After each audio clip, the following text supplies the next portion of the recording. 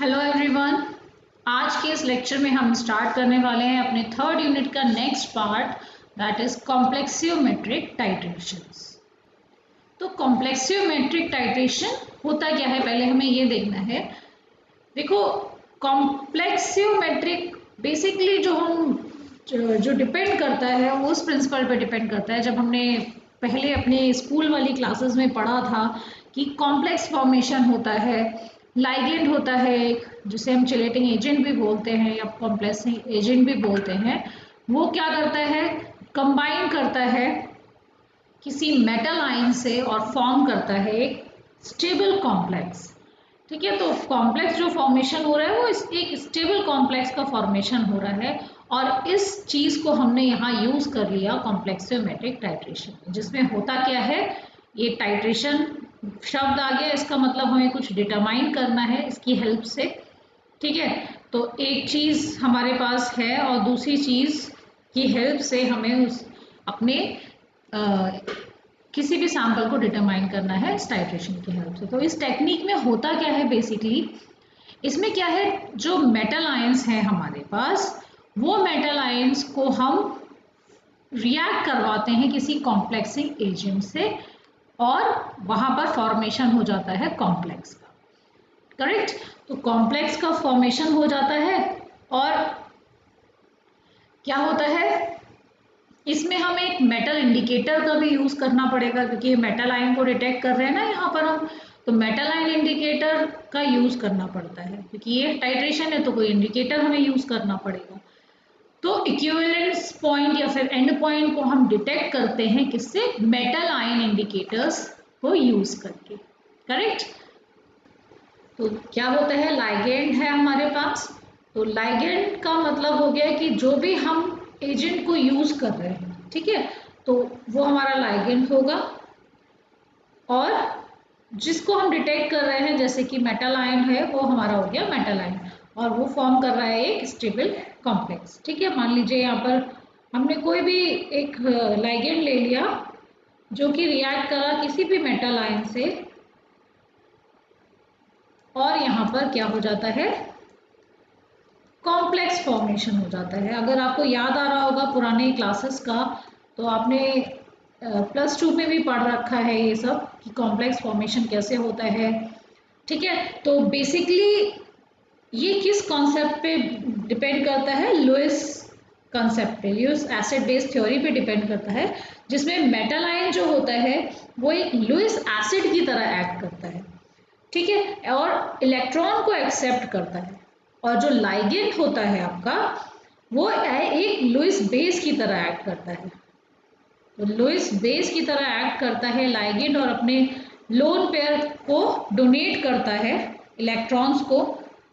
ठीक है, डोनेट करता है क्योंकि हमने लुईस की बात करी, लुईस एसिड और लुईस बेस की बात कर रहे हैं, तो कंसेप्ट की बात कर रहे हैं, तो हम वहां पर किस चीज की बात करेंगे, इलेक्ट्रॉन्स के डोनेशन की और एक्सेप्ट होने की बात करेंगे। तो लुईस बेस जो होते हैं वो इलेक्ट्रॉन डोनेट करते हैं। ठीक है, तो इसका मतलब ये जो हमारा लाइगेंड है इलेक्ट्रॉन डोनेट करेगा और जो हमारा मेटल आयन है वो एक्ट करेगा एज अ लुईस एसिड और इलेक्ट्रॉन्स को एक्सेप्ट करेगा। ठीक है, इसका मतलब क्या हुआ कि ये जो हमारा लाइगेंड है इसके पास एटलीस्ट 1 लोन पेयर तो होना ही चाहिए इलेक्ट्रॉन का डोनेट करने के लिए। तो अगर हम बात करें कि कौन कौन से एटम्स जनरली आपको देखने को मिलेंगे एज अ लाइगेंड, जो भी लाइगेंड्स हैं वहां पर आपको ऐसे एटम्स देखने को मिलेंगे जिनमें लोन पेयर होते हैं, जैसे ऑक्सीजन, नाइट्रोजन, सल्फर, इस टाइप के आपको एटम्स देखने को मिलेंगे। अब ये जो आपका डोनेशन ऑफ इलेक्ट्रॉन हो रहा है तो यहाँ कोई बॉन्ड फॉर्मेशन हो रहा होगा। ठीक है, तो जो बॉन्ड फॉर्मेशन है वो कौन से टाइप का बॉन्ड बनता है, कोऑर्डिनेट बॉन्ड का फॉर्मेशन होता है। ये सारे टर्म्स याद रखने हैं। ठीक है, थ्योरी कौन सी थ्योरी पे बेस है, लुईस एसिड बेस थ्योरी पे, इस कंसेप्ट पे ये बेस्ड है होता है कॉम्प्लेक्स का जो फॉर्मेशन है और फॉर्मेशन ऑफ कोऑर्डिनेट बॉन्ड्स होता है। डेफिनेटली जब आप बात करते हैं कि लोन पेयर डोनेट हो रहा है तो आपको पता होना चाहिए जब लोन पेयर डोनेट होने डोनेट और एक्सेप्ट होता है तो जो बॉन्ड फॉर्म होता है वो कोऑर्डिनेट बॉन्ड ही फॉर्म होता है, ठीक है, लोन पेयर की जब हम बात कर रहे हैं। तो ये याद रखेंगे, यहाँ पर कोऑर्डिनेट बॉन्ड का फॉर्मेशन होता है। तो ऐसा करते हैं, हम एक चिलेटिंग एजेंट को लेते हैं, ठीक है, जिससे हम कहते हैं EDTA, इथाइलिन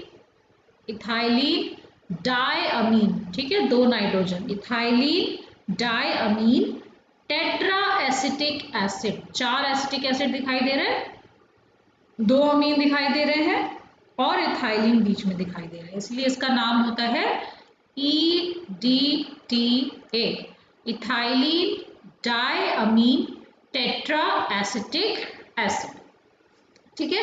इसका एग्जाम्पल लेके हम समझ लेते हैं कि एक चिलेटिंग एजेंट में क्या क्या खूबियां होती हैं, क्या जिससे कि वो एक कॉम्प्लेक्स को फॉर्म कर रहा है, एक मेटल आयन को अट्रैक्ट करता है अपने से, एड कोऑर्डिनेट बॉन्ड फॉर्म करके जोड़ लेता है।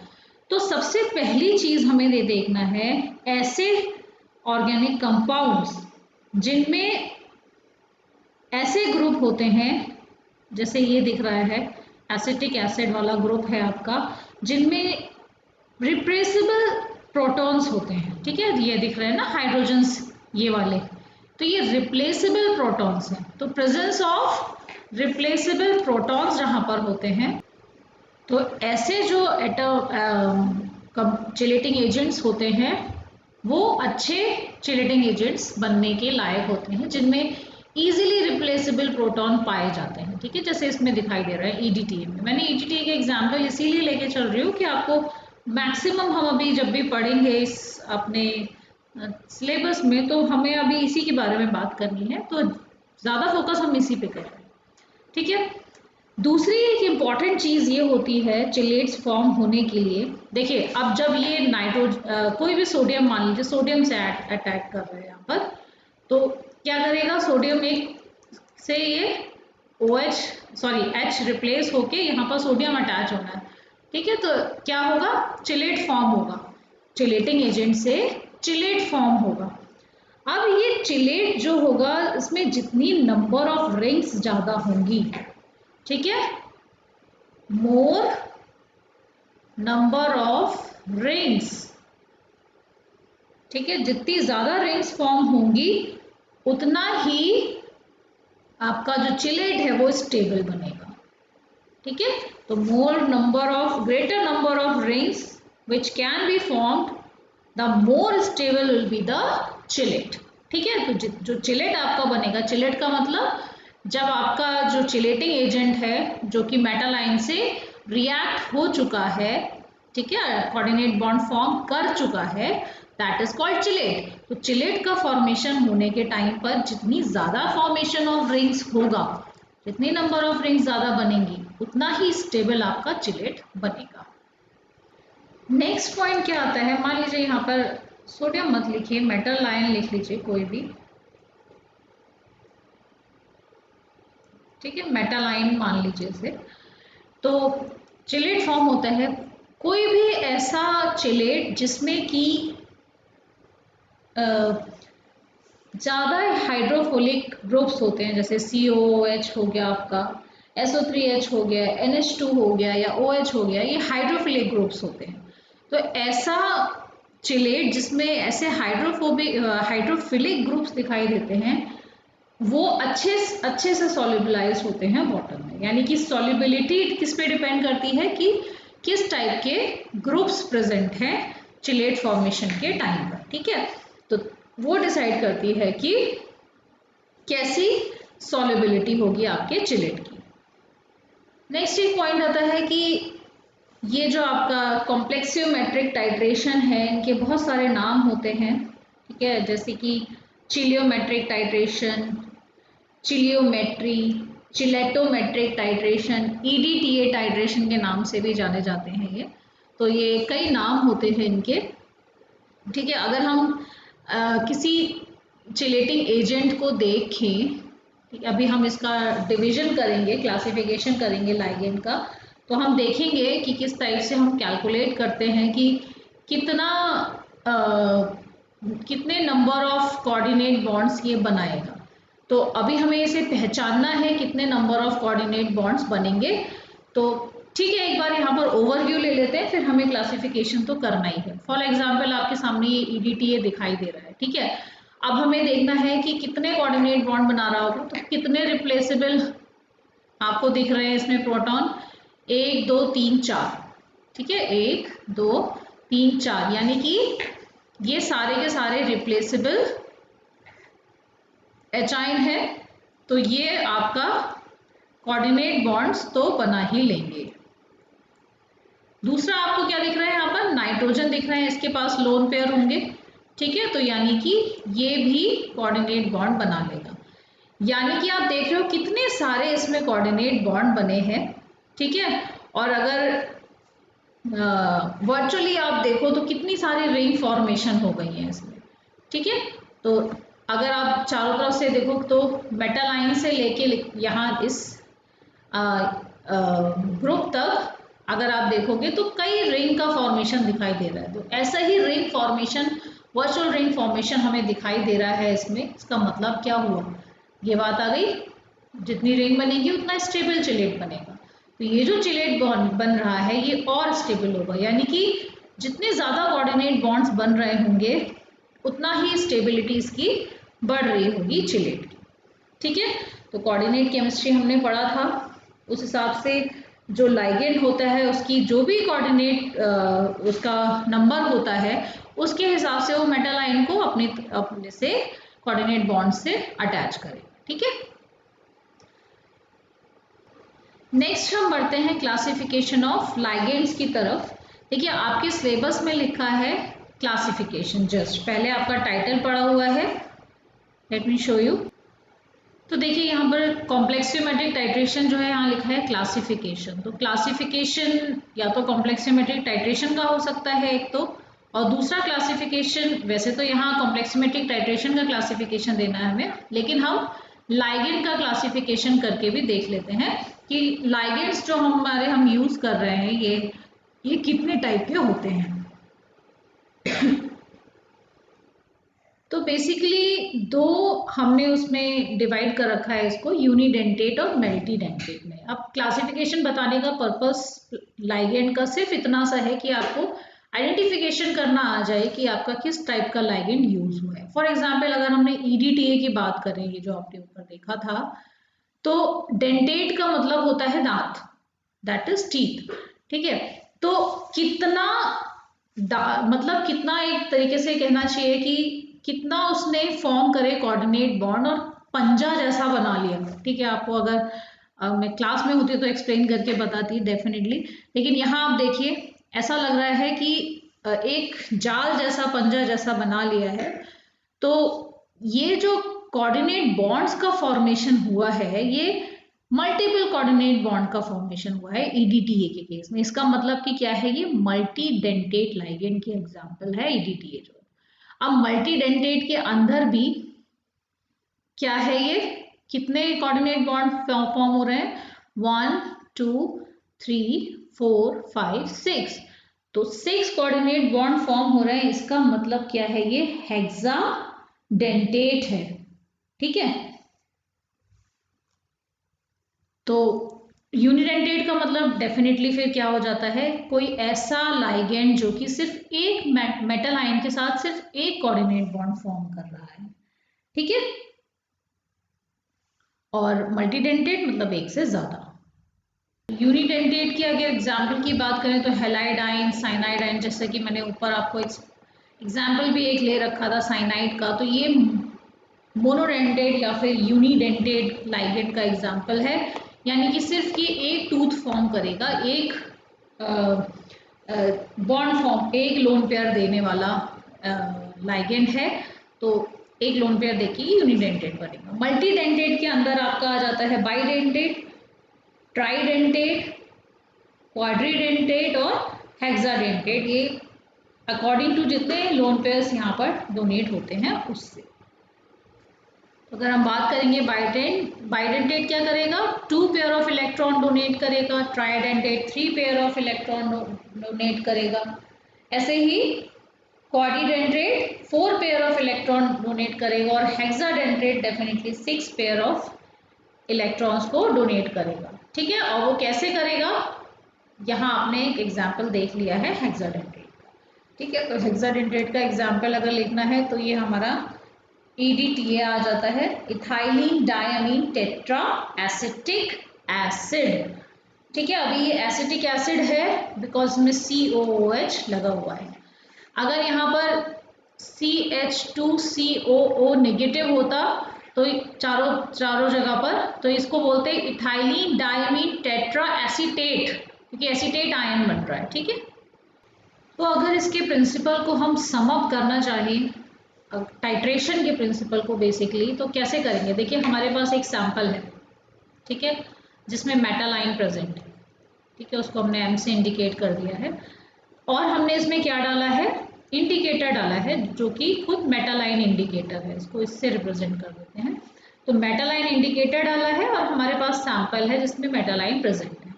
उसको हमने टाइट्रेट किया है with the help of complexing agent that is called EDTA। ठीक है, तो जैसे EDTA उसमें ऐड करेंगे तो पहली चीज EDTA कॉम्प्लेक्स किससे बनाएगा, अपने सैंपल मेटल आयन से। ठीक है, तो एक कॉम्प्लेक्स तो ये फॉर्म हो गया जो सैंपल के साथ फॉर्म हुआ। उसके बाद ये जो EDTA है उसने किसके साथ कॉम्प्लेक्स फॉर्म किया, इस मेटल आयन इंडिकेटर के मेटल आयंस के साथ में कॉम्प्लेक्स फॉर्म करेगा। ठीक है, और कॉम्प्लेक्स फॉर्म करने के बाद अपना जो बाकी का बचा हुआ फ्री आयन है इसे रिलीज कर देगा। तो फ्री इंडिकेटर कहलाएगा वो, जिसे वो रिलीज करेगा। तो डेफिनेटली इस मेटल आयन इंडिकेटर का कुछ और कलर होगा, और जो फ्री इंडिकेटर बचा होगा बाद में उसका कुछ और कलर होगा। तो कुल मिला के इसका ये प्रिंसिपल था कि कैसे मेटल आयन इंडिकेटर और मेटल आयन रिएक्ट करते हैं EDTA से, और क्या फॉर्म करते हैं, मेटल आयन जो आपका मेटल डिटेक्ट करना है उसका कॉम्प्लेक्स, मेटल आयन इंडिकेटर के मेटल का कॉम्प्लेक्स, और क्या फॉर्मेशन होता है, फ्री इंडिकेटर फॉर्मेशन होता है जिसका कुछ डिफरेंट कलर होता है एंड पॉइंट पे। करेक्ट, तो ये इसका बेसिक प्रिंसिपल है। अब हम बात करेंगे टाइप्स ऑफ कॉम्प्लेक्सियोमेट्रिक टाइट्रेशन के बारे में, या फिर आप कह सकते हो क्लासिफिकेशन ऑफ कॉम्प्लेक्सियोमेट्रिक टाइट्रेशन के बारे में। तो बेसिकली जो कॉम्प्लेक्सियोमेट्रिक टाइट्रेशन है वो 4 तरीके से किया जा सकता है, जो कि है direct titration, back titration, replacement titration and indirect titration. तो नाम से समझ में आ रहा है डायरेक्ट टाइट्रेशन मतलब कि सीधे से हमने क्या किया, जो हमारे पास सैंपल था उसमें हमने EDTA ऐड किया और एक इंडिकेटर ले लिया, मेटल आयन इंडिकेटर, और EDTA जो था वो कॉम्प्लेक्स फॉर्म कर लेता है विद मेटल आयन जो भी आपको डिटेक्ट करना है उसके साथ, और देन एंड पॉइंट दे देता है। ये तो था डायरेक्ट टाइट्रेशन जो हम बहुत टाइम से पढ़ते चले आ रहे हैं।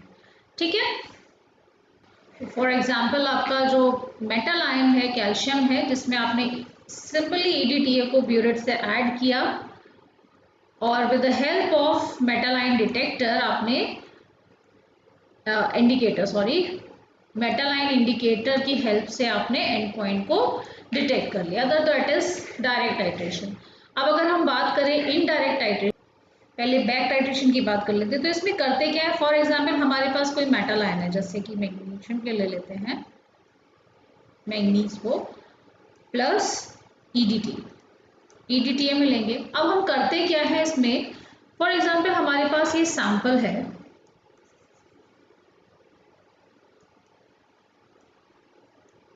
ये जो हमारे पास सैंपल प्रेजेंट है Mn+2 का, इसमें हम एक्सेस ऑफ EDTA डाल देंगे। ठीक है, अब ये एक्सेस ऑफ EDTA में से जितना भी Mn+2 प्रेजेंट होगा वो कोऑर्डिनेट बॉन्ड बना लेगा इस EDTA के साथ में। उसके बाद क्या होगा, बचा हुआ जो रिमेनिंग EDTA है,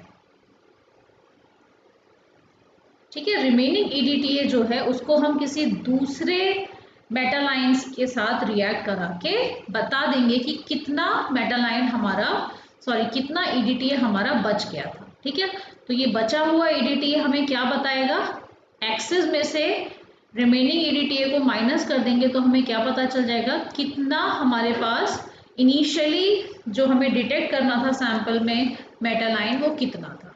इसे हम बैक टाइट्रेशन कहते हैं। देखिए ये टेक्निक है, इसका मतलब ये नहीं है कि सिर्फ ये कॉम्प्लेक्सियोमेट्रिक टाइट्रेशन में ही यूज होगा। बैक टाइट्रेशन हमने, आपको याद होगा अभी लास्ट लेक्चर में जब हम प्रेसिपिटेशन टाइट्रेशन कर रहे थे तो वोलार्ड्स मेथड किया था, तो वोलार्ड्स मेथड में भी हमने बैक टाइट्रेशन यूज किया था। तो अगर किसी को बैक टाइट्रेशन और अच्छे से समझना है तो आप वोलार्ड मेथड प्रेसिपिटेशन टाइट्रेशन का जाकर देख सकते हो। तो अगर हम इसे रिएक्शन फॉर्म में लिखना चाहें तो ये एक्सिस में लिख लेंगे, यहाँ पर एक्सिस में लिया हुआ है।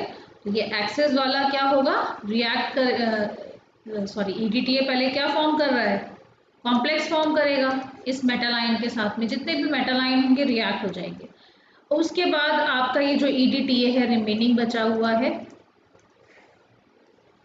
अब इस रिमेनिंग EDTA को हम किसी और मेटल आयन के साथ में रिएक्ट करा लेंगे, और जो कि स्टैंडर्ड सॉल्यूशन होगा डेफिनेटली, ठीक है, ये वाला जो हम दोबारा से कराएंगे किसी स्टैंडर्ड मेटल आयन के साथ, standard solution of metal ion के साथ रिएक्ट करा के जो भी फॉर्मेशन होगा तो हमें इसका अमाउंट पता चल जाएगा ना कि कितना रिमेनिंग बचा था, क्योंकि हमने ये स्टैंडर्ड वाला यूज कर रहे हैं मेटल आयन का सोल्यूशन। इसमें हमें पता है कितने जिंक आयन है, ठीक है। तो जितना भी रिएक्ट करेगा, जितना ml भी रिएक्ट करेगा EDTA से, उसके इक्विवेलेंट अमाउंट आपका जो है वो फॉर्म होगा। तो जब हमें रिमेनिंग पता चल जाएगा तो हमें ये भी पता चल जाएगा कि एक्सेस में से कितना यूज हुआ है। तो एक्सेस वाले में से, क्योंकि ये भी नो एक्सेस में तो हमने लिया था, लेकिन क्या था, ये नोन अमाउंट था।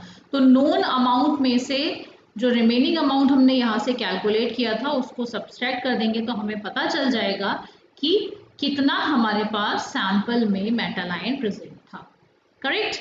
तो इसे कहते हैं back titration. Next one is replacement titration.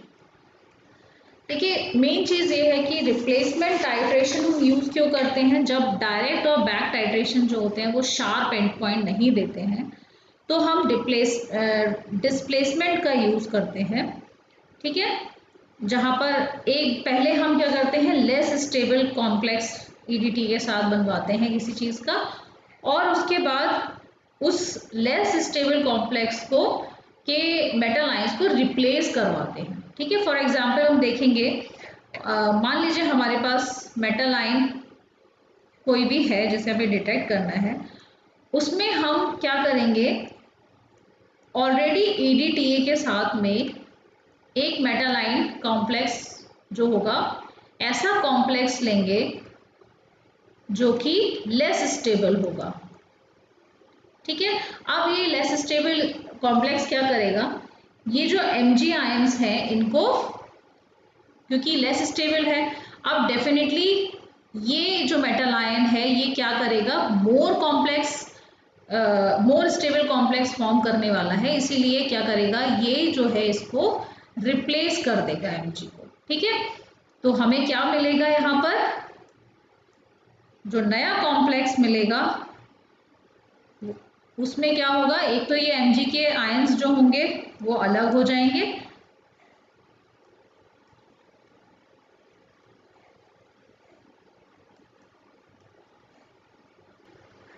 और एक नया स्टेबल कॉम्प्लेक्स फॉर्म होगा, ठीक है, जो कि आपका मेटल आयन जो आपको डिटेक्ट करने थे उसके साथ। अब हम क्या करेंगे, ये जो हमारा बचा हुआ रिप्लेस्ड मेटल आयन है इसको हम अगेन EDTA के साथ टाइट्रेट कराकर पता करेंगे कि ये कितना रिप्लेस हुआ, ठीक है। तो उसके लिए हमें क्या करना पड़ेगा, इसको फिर से EDTA से टाइट्रेट कराएंगे और नया फिर हमारे पास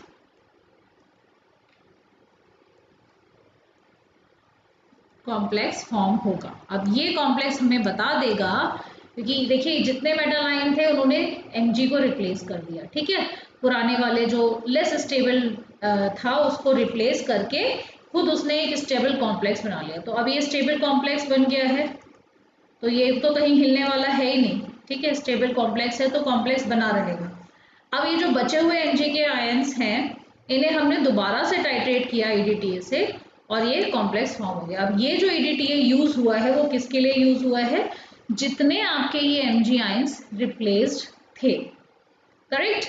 तो इससे हमें पता चलेगा कि कितने number of Mg ions replace किए इस आपके मेटल आयन ने, जो कि आपने एज अ सैंपल में लिया था, ठीक है। That is called replacement titration. यहाँ रिप्लेसमेंट से हमने पता कर लिया कि कितना या हमारे पास सैंपल में ये प्रेजेंट था।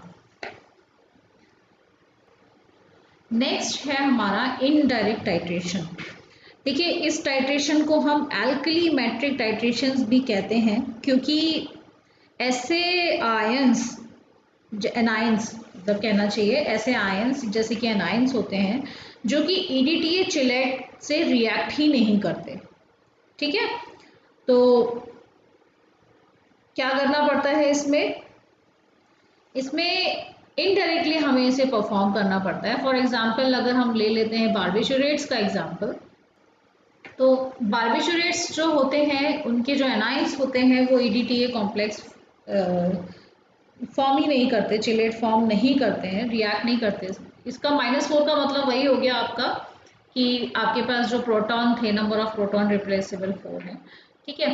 तो यहाँ पर कोई रिएक्शन आपको देखने को नहीं मिलेगी। तो करा क्या जाता है इसमें, बार्बिचुरेट कॉम्प्लेक्स का यूज किया जाता है, क्योंकि बार्बिचुरेट क्या होते हैं, किसी मेटल आयन जैसे कि मरकरी है, इसके साथ में कॉम्प्लेक्स फॉर्म कर लेते हैं।